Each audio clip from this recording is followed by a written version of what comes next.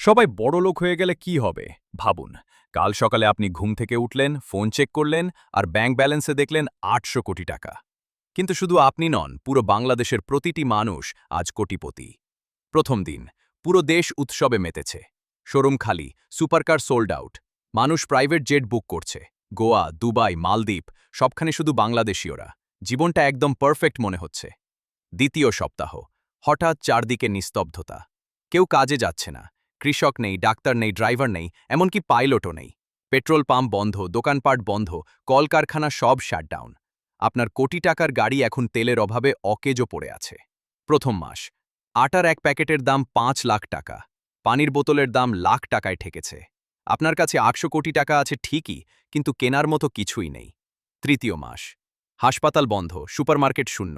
মানুষ হাতঘড়ি দিয়ে চাল কিনছে। ব্র্যান্ডেড ব্যাগের বদলে একবেলা খাবারের খোঁজ করছে। ষষ্ঠ মাস, টাকা আছে ঠিকই, কিন্তু তার কোনো মূল্য নেই। এখন আসল সম্পদ হলো খাবার, পানি, আর যারা পরিশ্রম করে কাজ করছে সেই মানুষগুলো। মনে রাখবেন, যদি সবাই বড়লোক হয়, তবে কেউই আসলে বড়লোক নয়।